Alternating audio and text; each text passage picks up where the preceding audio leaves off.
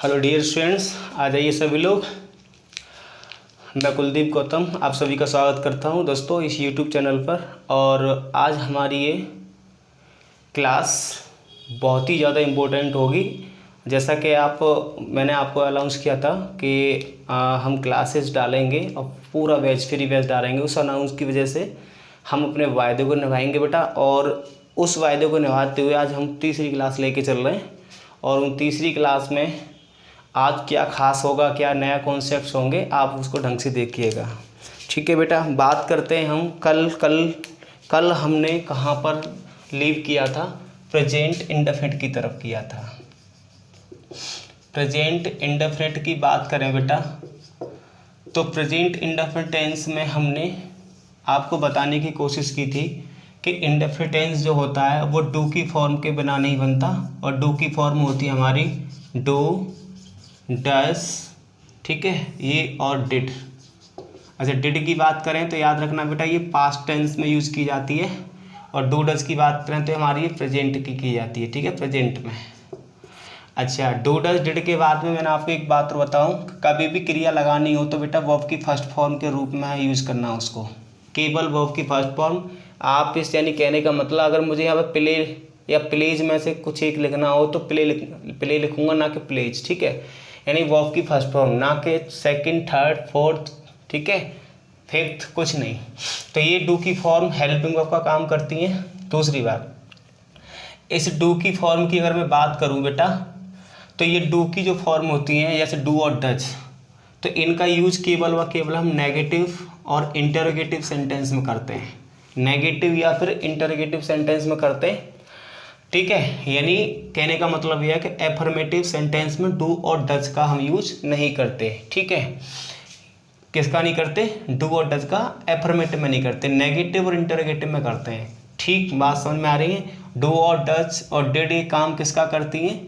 ये डू की फॉर्म होती है, काम किसका करती है? हेल्पिंग वर्ब का काम करती हैं। किसका काम करती हैं? ये हेल्पिंग वर्ब का काम करती हैं। इस बात को माइंड में लॉक कर लेना बेटा। ठीक है, डिड की बात हमने कही, डिड हमारी पास्ट में यूज की जाती है, डू डज हमारी प्रेजेंट की होती है। अब इसके स्ट्रक्चर पे इसकी बात करें हम, तो पहले ये समझ लेते हैं। अगर बेटा हमारा सिंगुलर सब्जेक्ट होता है, अगर हमारा सिंगुलर सब्जेक्ट होता है तो याद रखना, सिंगुलर सब्जेक्ट मैंने आपको बताया था ही, सी, इट और एनी नेम। ठीक है, ही, सी, इट और एनी नेम, यानी ही, सी, इट या कोई नाम, ये हमारे सिंगुलर सब्जेक्ट होते हैं। ठीक है, इनके साथ हमको नेगेटिव सेंटेंस में डज का यूज करना है। ठीक है, एफर्मेटिव में अगर हम एफर्मेटिव स्ट्रक्चर की बात करें तो केवल वर्ब की फर्स्ट फॉर्म में ऐसे ये जोड़ना है। अच्छा, पहले ये भी समझ लेते हैं कि अगर सब्जेक्ट हमारा, अगर हमारा प्लुरल सब्जेक्ट होता है बेटा, अगर हमारा प्लुरल सब्जेक्ट होता है तो इस बात को याद रखना, प्लुरल सब्जेक्ट क्या होता है हमारा? आई है, यू है, दे है, वी है। ठीक है, ये हमारे प्लुरल सब्जेक्ट होते हैं। और प्लुरल नाउन्स, और प्लुरल नाउन्स, ठीक है, ये हमारे क्या होते हैं? प्लुरल सब्जेक्ट होते हैं। क्लियर है ना? तो इनके साथ plural, singular subject and plural subject, अगर इनके साथ हम बात करें, सिंगुलर सब्जेक्ट के साथ बात करें तो याद रखना, इनके साथ हम वर्ब की फर्स्ट फॉर्म में एस या ई एस जोड़ते हैं। पहली कंडीशन, ठीक है, अगर सेंटेंस पॉजिटिव हो तो, सेंटेंस अफर्मेटिव हो तो, ठीक है, समझना मेरी बात को। और यदि सेंटेंस नेगेटिव या इंटरोगेटिव है तो हम किसका यूज़ करते हैं? डू या फिर डज का यूज़ करते हैं। एक मिनट बेटा, डू का हमें यहाँ जिक्र नहीं करना, किसका यूज़ करते हैं? डज का यूज़ करते हैं, डज का। ठीक है, तो डज यहाँ हेल्पिंग वर्ब का काम करेगी। डज के बाद में हमको वर्ब की फर्स्ट फॉर्म यूज़ करनी है, ये ध्यान रखना। क्या यूज़ करनी है? डज के बाद में वर्ब की फर्स्ट फॉर्म यूज़ करनी है। ठीक, अब जैसे कि हम बात करें स्ट्रक्चर वाइज चलते हैं, चलो थोड़ा सा, यानी एफर्मेटिव का अगर हमें स्ट्रक्चर बनाना ही है तो देखो, पहले हम सब्जेक्ट ले आएंगे, सब्जेक्ट के बाद में हम, ठीक, सब्जेक्ट के बाद में हम वर्ब की फर्स्ट फॉर्म या फिर वर्ब की फर्स्ट फॉर्म में हम एस या ई एस या फिर बेटा आई ई एस, ठीक है, ऐड कर लेंगे। ठीक, इसके बाद में अब देखो, यहाँ मैंने केवल वर्ब की फर्स्ट फॉर्म लिखा है। ये वर्ब की फर्स्ट फॉर्म केवल तब उस कंडीशन में आएगी जब सब्जेक्ट हमारा कैसा होगा? प्लूरल होगा, प्लूरल सब्जेक्ट होगा। अदरवाइज V1 प्लस SES है IS तब आएगी जब सब्जेक्ट हमारा कैसा होगा, सिंगुलर सब्जेक्ट होगा। ठीक है, ये याद रखना। ठीक, इसके बाद में आप ऑब्जेक्ट यूज़ करेंगे और ऑब्जेक्ट के बाद में आप इसको बंद कर देंगे बेटा। ठीक, अगर नेगेटिव की बात करनी है हमें, अगर नेगेटिव की बात करनी है तो सब्जेक्ट, अब सब्जेक्ट के बाद में आपको डू या फिर डज लगाना है। अब देखो डू या डज लगाना है। चलो यार ये इन्फॉर्मेशन थोड़ी सी यहाँ पर छूट गई, इससे मैं पूरा कर देता हूँ। जैसे कि यहाँ पर हमने V1 प्लस SES करना है या डज प्लस V1 लगाना है, इसी तरीके से यहाँ पर केवल V1 यूज़ करना है, केवल V1 यूज़ करना है। या फिर हम यहाँ पर बेटा डू का इस्तेमाल करेंगे और डू के बाद में हम, ठीक है। अब डू तो एक साथ केवल अकेला डू तो आता नहीं है, या तो इसके साथ में नॉट आएगा या फिर जस्ट इसके बाद में एक तो कंडीशन ये बनेगी या फिर एक कंडीशन ये बनेगी कि अगर ये डू इधर आ जाएगा तो यहाँ सब्जेक्ट आएगा, फिर इसके बाद में V1, ये कंडीशन बनेगी। ये दो ही कंडीशन बनेगी, ये इंटरोगेटिव की कंडीशन हो गई और ये नेगेटिव की कंडीशन हो गई। ठीक है, आ जाओ उधर। अब जैसे मैं यहाँ पे भी वही बात है भाई, मैं बार बार लिख देता हूँ, आपको बार बार आराम से पता चल जाएगा। ठीक है, अब मैंने लिखा है यहाँ पर एफर्मेटिव सब्जेक्ट, ये सब हो गया। नेगेटिव में सब्जेक्ट डू या डज और आपको नेगेटिव वर्ड नॉट लगाना है। फिर आपको वर्ब की फर्स्ट फॉर्म यूज़ करनी है। अब इसमें किसी कीमत पर आपको V1 में SES आपको ऐड नहीं करना। क्यों नहीं करना? क्योंकि अगर सिंगुलर बनाना होता तो उसके लिए ES हमने यही लगा दिया, और प्लूरल के साथ में तो वैसे भी हम SES, भाई प्लूरल सब्जेक्ट होता है तो उसके साथ तो हम वर्ब की फर्स्ट फॉर्म में SES जोड़ते ही नहीं है। तो सीधी सी बात है कि केवल V1 का इस्तेमाल होगा। ये ऑब्जेक्ट हो गया और इधर हमारा ये कंप्लीट हो गया। ठीक है,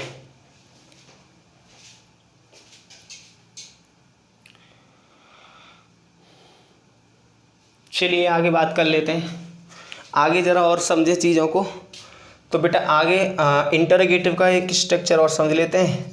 इंटरोगेटिव में क्या काम करते हैं हम, हेल्पिंग वर्ब को पहले ले आएंगे, डू और डज हमारी पहले आ जाएगी, सब्जेक्ट आ जाएगा, सब्जेक्ट के बाद डू डज प्लस सब्जेक्ट, फिर वर्ब की फर्स्ट फॉर्म ऑब्जेक्ट, और इसके बाद में आप क्वेश्चन मार्क ले आएंगे। ठीक है, आइए समझते हैं चीज़ों को और क्लियर कर लेते हैं थोड़ा सा। अब जैसे मैंने यहाँ पर चला, ये सेंटेंस लिखा मैंने, आई राइट, ऐसे लिखते हैं, यहाँ लिखते हैं करण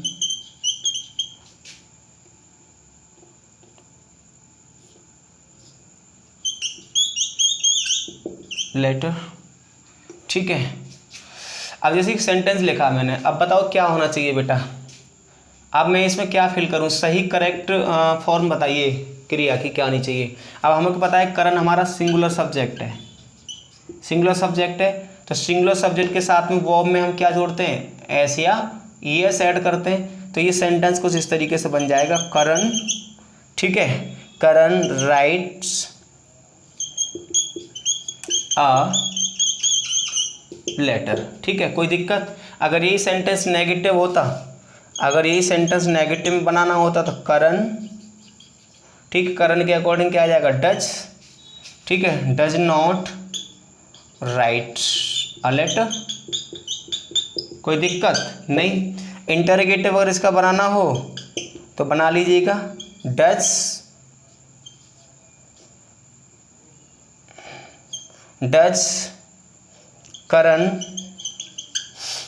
करण राइट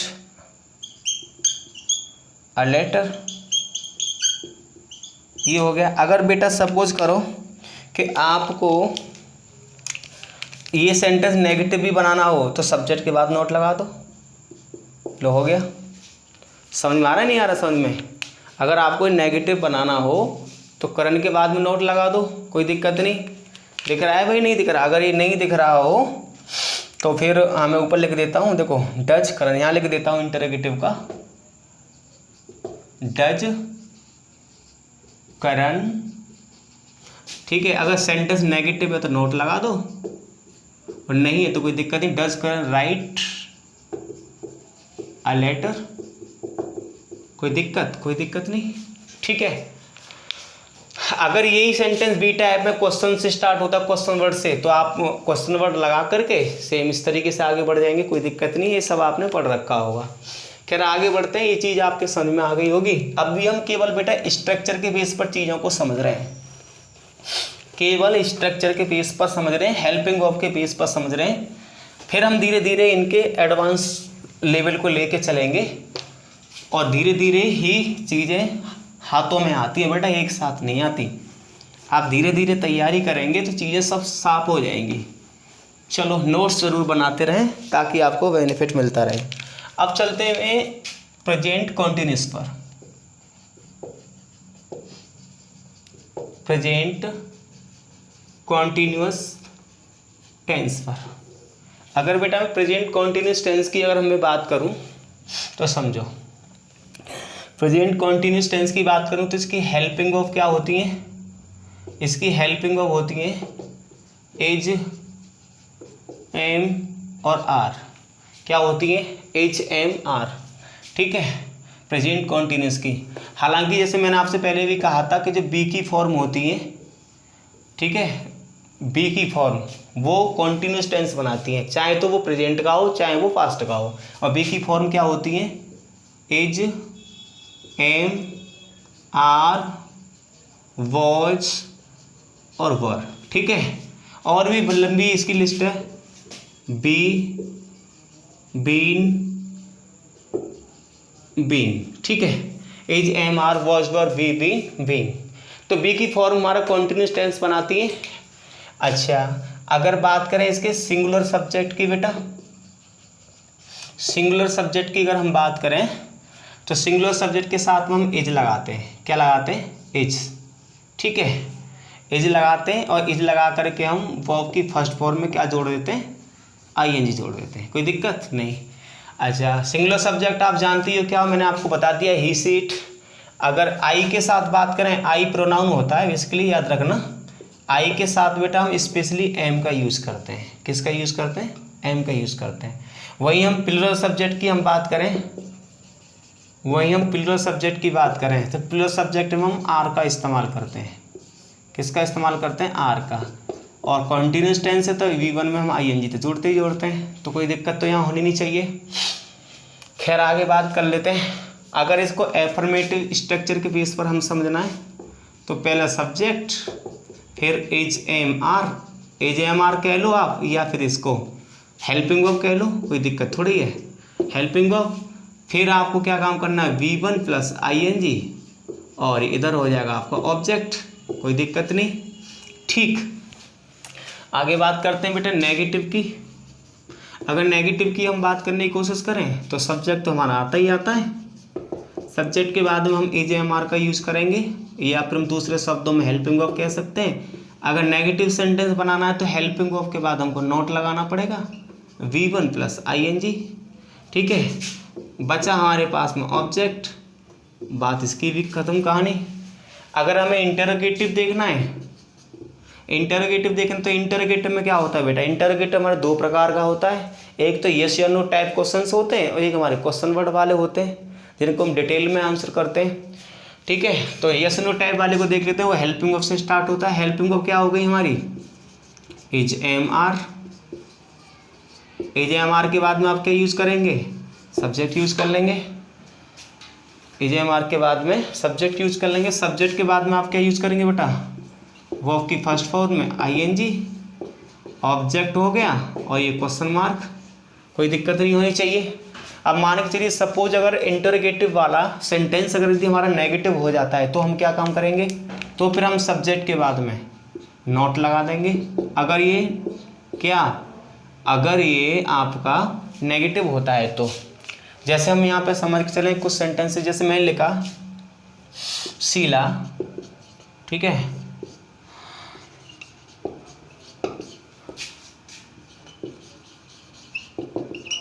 अब बताओ क्या होना चाहिए सही इसके लिए? भाई क्रिया क्या हो गई हमारी? राइट। सेंटेंस हमें इंटरोगेटिव यानी कॉन्टिन्यूस बनाना है तो क्या काम करेंगे हम? शीला। ठीक है, शीला हमारे सिंगुलर सब्जेक्ट है तो एज आ जाएगा और एज लगा करके V1 में आईएनजी करना हमको। Sheela is writing a letter, कोई दिक्कत तो नहीं होनी चाहिए। अगर हमें आगे बात करें इसकी नेगेटिव बनाना है तो Sheela is not writing a letter, ठीक है। अगर इसका हमें इंटरोगेटिव बनाना है तो इज पहला आ जाएगा, इज शीला, ठीक है। नॉट रखना है तो रख लो, नहीं रखना है तो मत रखो। Is Sheela writing a letter, ठीक है, क्वेश्चन मार्क। अब इस क्वेश्चन मार्क का जरूर ध्यान रखना बेटा, ये बहुत इंपॉर्टेंट हो जाता है। अगर आपने ये नहीं लगाया तो याद रखो आप मारे जाओगे भाई। ये पंक्चुएशन मार्क्स होते हैं, पंक्चुएशन मार्क्स लगाना बहुत ज़रूरी होता है, ठीक है। जैसे एक सेंटेंस लिखा मैंने, आई वेंट,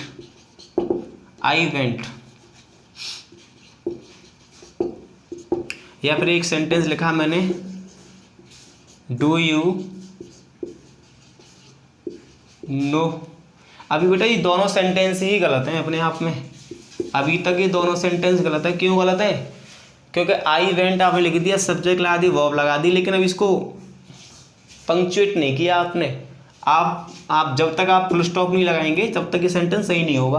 और जब तक आप यहाँ पर देखो ये हेल्पिंग ऑफ से स्टार्ट है। अब यार चलो ये तो मैं समझाने के लिए लिखा है, सेंटेंस तुम्हारे प्रेजेंट का है। अगर यहाँ पर हम क्वेश्चन मार्क लगाएंगे तो ये दोनों गलत हैं। तो याद रखना ये सही तब होंगे जब आप पंक्चुएशन भी लगा के चलेंगे। क्लियर है भाई बात? तो ये इस तरीके से हम प्रेजेंट कॉन्टिन्यूस के बारे में भी हम चीज़ों को थोड़ा समझ बैठे। आगे बात करते हैं, आगे समझने की बात करें बेटा तो आगे चलते हैं प्रेजेंट परफेक्ट पर।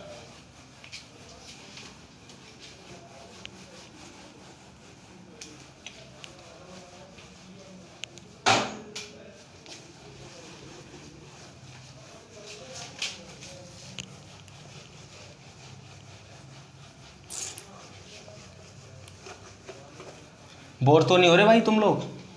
बता दो, बोर तो नहीं हो रहे हो? बोर मत हो ना, ठीक है। आगे बात कर लेते हैं प्रेजेंट परफेक्ट पर।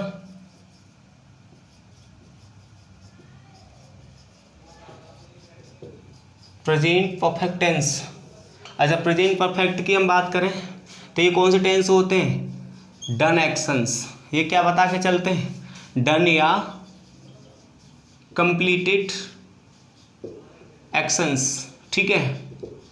डन या कंप्लीटेड एक्शंस, ऐसे एक्शंस जो कंप्लीट हो चुके होते हैं, ठीक है, तो वो परफेक्ट टेंस में आते हैं, ठीक।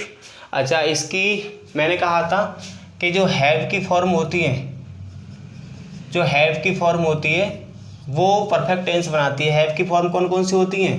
हैज हो गई और हैव हो गई, ठीक है। एक्चुअली देखो एक चीज़ मैं आपको बता दूँ, ये जो मेरी बी की फॉर्म होती है, ये जो मेरी बी की फॉर्म होती है बेटा, या फिर डू की, ऐसे समझो, डू की फॉर्म होती है, या फिर बी की फॉर्म होती है, या फिर हैव की फॉर्म होती है, ठीक है। तो ऐसे समझ के चलो ये हमारी हेल्पिंग वर्ब का काम करती हैं। किसका काम करती हैं? हेल्पिंग वर्ब का काम करती हैं, एच वी का। डू की फॉर्म आप जानते हो, डू, डज, डिड, ठीक है। बी की फॉर्म होती है आपकी एच, एम, आर, वॉज, वर, और हैव की फॉर्म होती है आपकी हैज, हैव, ठीक है, और हैड। ये हमारी हेल्पिंग वर्ब का काम करती हैं। अब देखो हैव की फॉर्म हैज, हैव, हैड, लेकिन एक बात याद रखना, हैड जो होती है वो प्रेजेंट की नहीं होती बेटा, पास्ट की होती है। लेकिन पूरी फॉर्म मैंने लिख दी है आपको, आपको प्रेजेंट में हैज, हैव का यूज़ करना है। किसका यूज़ करना है? हैज, हैव का प्रेजेंट में, हैड का आपको पास्ट में यूज़ करना है, ठीक। अच्छा, अब बात करें आगे, जो बेटा हमारा सिंगुलर सब्जेक्ट होते हैं उनके साथ आप हैज लगा करके वर्ब की थर्ड फॉर्म का इस्तेमाल करेंगे, ठीक है, वर्ब की थर्ड फॉर्म का इस्तेमाल करेंगे। और यदि जो हमारे प्लूरल सब्जेक्ट होते हैं, ठीक है, उनके साथ आप क्या करेंगे? हैव लगा करके वर्ब की थर्ड फॉर्म का इस्तेमाल करेंगे। कोई दिक्कत नहीं, आप ये समझ ही गए कि सिंगुलर सब्जेक्ट क्या होता है, प्लूरल सब्जेक्ट क्या होता है। सिंगुलर सब्जेक्ट कौन कौन से होते हैं मैंने आपको बता ही दिया है अभी, ठीक है। यानी सिंगुलर सब्जेक्ट की अगर हम बात करें तो क्या होते हैं? ये ही, सी, इट, और एनी नेम, और एनी नेम। और अगर हम प्लूरल सब्जेक्ट की बात करें तो आई, यू, दे, वी, और प्लूरल नाउंस समझ रहे मेरी बात को? ये आपके हो गए, अब कोई दिक्कत नहीं, रिवाइज हो गया आपका। आगे बात कर लेते हैं, स्ट्रक्चर के बेस पर चीज़ों को समझने की कोशिश करते हैं तो सिंपल हो जाएगा। अगर हम स्ट्रक्चर के बेस पर समझें बेटा तो एफर्मेटिव को लेके चलते हैं। सब्जेक्ट आ जाएगा पहले, अकॉर्डिंग टू सब्जेक्ट आपको हैज और हैव का इस्तेमाल करना है, फिर आपको वर्ब की थर्ड फॉर्म लगानी है, ऑब्जेक्ट लगाना है, ठीक है, लो कहानी ख़त्म। अगर आपको नेगेटिव स्ट्रक्चर बनाना है तो क्या करना है, कुछ तो नहीं करना, सब्जेक्ट लगाना है, हैज और हैव का इस्तेमाल करना है, इसके बाद आपको नॉट लगाना है, फिर आपको वर्ब की थर्ड फॉर्म और ये ऑब्जेक्ट, ये भी ख़त्म कहानी। अगर आपको इंटरोगेटिव सेंटेंसेस में जाना है, क्वेश्चन वालों में, तो आपको सबसे पहले हेल्पिंग वर्ब का इस्तेमाल करना है, यही नहीं आपको हैज हैव लगाना है। हैज हैव लगाने के बाद में आपको क्या काम करना है, हैज हैव लगाने के बाद आपको सब्जेक्ट लगाना है बेटा, अकॉर्डिंग टू सब्जेक्ट आपको हैज हैव लगाना है। सब्जेक्ट सिंगुलर होगा तो हैज लगाएंगे, सब्जेक्ट प्लूरल होगा तो हैव लगाएंगे। तो सिंगुलर के लिए हैज और प्लूरल के लिए क्या हो गया, हैव हो गया। इसके बाद हम बात करें क्या, वर्ब की थर्ड फॉर्म, ऑब्जेक्ट और ये क्वेश्चन मार्क, ठीक है, ये बहुत ज़रूरी होता है। जैसे एक क्वेश्चन लिखा मैंने, आई हैज या हैव कंप्लीटेड, आई हैज या हैव कंप्लीटेड द वॉक, ठीक है, आई हैज या हैव कंप्लीटेड द वॉक, ठीक है। अब जो ये सेंटेंस लिखा मैंने, तो बेटा एक चीज़ समझो, I has have completed the walk, तो आई क्या है, हमारा सब्जेक्ट है। कौन सा सब्जेक्ट है, ये प्लूरल सब्जेक्ट है। अब देखो आप ये कहेंगे सर ये आप लोगों को बता रहा, आई तो सिंगुलर, आई सिंगुलर भी होता है प्लूरल भी होता है, लेकिन बेटा एक काम हमेशा इसे हम जो यूज़ करते हैं ज़्यादातर वो प्लूरल सब्जेक्ट की तरफ करते हैं, केवल पास्ट में इसके साथ वॉज आता है, बाकी ये प्लूरल ही यूज होता है, ठीक है। तो प्लूरल सब्जेक्ट, इस प्लूरल सब्जेक्ट के नाते से मुझे क्या लगाना है, हैव लगाना है, क्या नहीं लगाना, हैज नहीं लगाना, बात खत्म, ठीक है। आगे हम बात करें, नेगेटिव बनाना है तो हम ऐसे बना सकते हैं, I have not bought this book, ठीक है बेटा। अब देखो नॉट आ गया, नेगेटिव वर्ड हो गया, ये आई के साथ हैव लगा ही दिया। अगर आपको क्वेश्चन वाला बनाना है तो आसानी से बना लो, हैव यू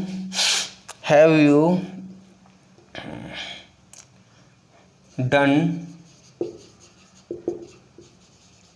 दिस वर्क, क्या तुमने यह काम किया है। अब देखो अकॉर्डिंग टू सब्जेक्ट हमने हेल्पिंग वर्ब लगाई, ये हमारी मेन वर्ब हो गई, ये मेरी हेल्पिंग वर्ब हो गई, ये मेरा सब्जेक्ट हो गया, दिस वर्क इस मेन वर्ब का ऑब्जेक्ट हो गया। इसको भी तोड़े टुकड़ों में तो वर्क बेटा नाउन हो गया और दिस हमारा पजेसिव एडजेक्टिव हो गया। लो हो गई बात। तो इस तरीके से हमने स्ट्रक्चर बेस पे इसको भी प्रेजेंट परफेक्ट टेंस को भी समझा। लेकिन एक चीज़ समझ लेते हैं, क्या एक चीज़ बेटा ये समझते हैं कि ये जो प्रेजेंट परफेक्ट टेंस होता है, ये जो प्रेजेंट परफेक्ट टेंस होता है बेटा,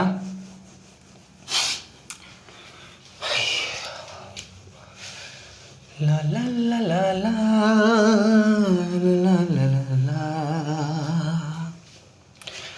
हो राह में उनसे मुलाकात हो गई। आइए बेटा आइए मुलाकात इधर करनी है इसके एक कॉन्सेप्ट से। क्या कई बार हमें एक चीज़ समझ में आता है, एक वर्ड होता है यानी प्रपोजिशन होते हैं हमारी सिंस और फॉर, ठीक है। एक्चुअली सिंस और फॉर का हम क्या बताते हैं कि इनका जो हम यूज़ करते हैं, हम बता के चलते हैं कि सिंस और फॉर का यूज हम किस में करते हैं, प्रेजेंट परफेक्ट कॉन्टिन्यूअस और टेंस, ठीक है। लेकिन याद रखना सिंस और फॉर का प्रेजेंट परफेक्ट कॉन्टिन्यूअस टेंस में तो यूज होता ही होता है, लेकिन याद रखना प्रेजेंट परफेक्ट टेंस में भी हम इसका यूज करते हैं, ठीक है। बात अटपटी लग रही होगी लेकिन बात बिल्कुल सत्य है।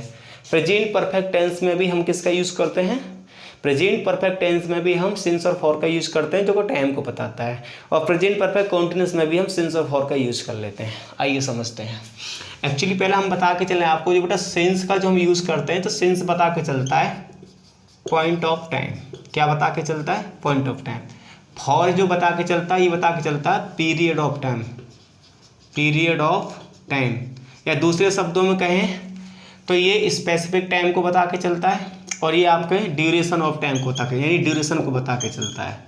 किसको? ड्यूरेशन को। समझ रहे हैं आप? अच्छा, इनकी हिंदी की बात करें तो इसकी हिंदी होती है जब से अब तक। ठीक है, जब से अब तक।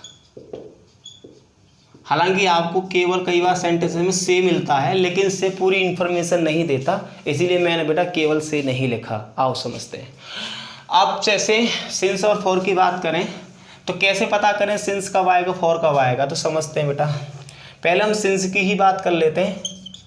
अगर हम सिंस की बात करें तो याद रखो, सिंस जो बता के चलता है, क्या बता के चलता है? सिंस बता के चलता है name of day, name of month, name of year, name off season, etc। ठीक है, डे, मंथ, ईयर, सीजन, ये सिंस बता के चलता है। क्या बता के चलता है? सिंस बता के चलता है। ठीक है, जैसे मैंने लिखा सिंस मंडे, सिंस अगस्त, सिंस 2008, सिंस समर या विंटर। ठीक है, एटसेट्रा। आगे हम बात करें बेटा, सिंस जो बता के चलता है, सिंस क्या बता के चलेगा? सिंस जो बता के चलता है मेरे बेटा, वो बता के चलता है parts of a day, parts of a day. ठीक है, दिनों के जो पार्ट होते हैं वो बता के, जैसे मैंने लिखा सिंस मॉर्निंग। ठीक है, सिंस नून, सिंस इवनिंग। ठीक है, मिडनाइट, नाइट एक्स्ट्रा इट। ठीक है, तो इस बात को ध्यान रखोगे। तो सिंस का इस पार्ट्स ऑफ डे भी हम कर लेते हैं। आगे हम बात करने की कोशिश करें, तीसरा पॉइंट इसका, तो बेटा ये बताता है इवेंट्स या ओकेशंस। ठीक है, इवेंट या ओकेशंस को बता के चलता है। जैसे कि हम बात करें सिंस दिवाली, सिंस होली। ठीक है, एटसेट्रा। समझ आ रहा है बात? और सिंस क्या बता के चलता है? सिंस बता के चलता है आपकी स्टेज ऑफ लाइफ, जीवन की जो स्टेज होती है उनको बता के चलता है। जैसे since childhood, since adulthood, etcetera. ठीक है, तो ये सिंस की बात करें आगे बेटा, तो ये मेरे भाई बता के चलता है किसको? एग्जैक्ट टाइम को, एग्जैक्ट टाइम को। जैसे मैंने लिखा since 2 PM, since 3 o'clock, etcetera. ठीक है, I hope you are getting my point. चीज़ें समझ में आ रही होंगी बेटा। तो इस तरीके से ये इन्फॉर्मेशन देके चलता है। अब बात कर लेते हैं फॉर की। फॉर की अगर हम बात करें, अगर हम फॉर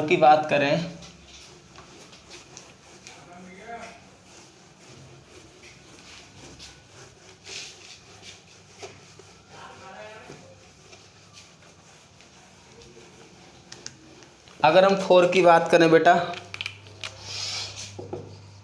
तो जो फॉर बताता है ये ड्यूरेशन को बताता है। किसको बताता है? ड्यूरेशन ऑफ टाइम, यानी ड्यूरेशन में भी क्या बता के चलेगा? हाँ भाई, ड्यूरेशन में क्या है? पीरियड ऑफ टाइम को बता के चलता है फॉर। अब पीरियड ऑफ टाइम की अगर हम बात करें तो ये इंडेफिनिट ड्यूरेशन को बता के चलता है। किसको बता के चलता है? इंडेफिनिट ड्यूरेशन को बता के चलता है। जैसे for a long time, for a long time, ठीक। आगे हम बात करें तो ये जो बता के चलता है बेटा, वो क्या बता के चलता है?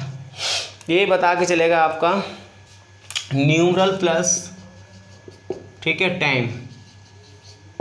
न्यूमरल प्लस टाइम किसको पता चलेगा? न्यूमरल प्लस टाइम वर्ड मान के चलिएगा कोई, प्लस टाइम वर्ड, कोई टाइम वर्ड हो सकता है इसके साथ। जैसे मैंने यहाँ लिखने की कोशिश की, फॉर 3 आवर्स, फॉर 5 मिनट्स, ठीक है। तो इस तरीके से ये बता के चलता है। तो आप यहाँ देख रहे हैं 3 है यहाँ पर, यहाँ 4, यहाँ 5 है। तो मिनट लिखनी हो या आवर्स लिखने हो या डेज लिखने हो, जैसे मैं लिखा फॉर 5 ईयर्स, तो ये सब क्या है? हमारे पीरियड ऑफ टाइम है, एटसेट्रा। तो इन सभी के लिए हम किसका यूज़ करते हैं? फॉर का यूज़ करते हैं। समझ रहे मेरी बात को? तो आई होप आपको ये बातें समझ में आई होंगी। तो आज बेटा यहीं पर हम अपनी बात को समाप्त करते हैं और नेक्स्ट वीडियो में फिर आगे मुलाकात करते हैं आपसे। तो उम्मीद करते हैं ये सेशन आपको पसंद आया होगा। तो ज़रूर इस चैनल पर आकर के इस चैनल को ज़्यादा से ज़्यादा शेयर करें, आप कमेंट करें, अपने दिल की बात पूछें। दिल की बात पूछने का मतलब है जो चीज़ें आपके डाउट में है या कोई प्रॉब्लम है या कुछ कंटेंट आपको अलग से सीखना है या कुछ आपको इस बैच के लिए कुछ अपनी एडवाइस रखनी है तो ज़रूर रखें, मेरे को ज़रूर बताएं, ठीक है। तो मिलते हैं नेक्स्ट क्लास में। Thank you to everyone. Okay, good evening, bye bye.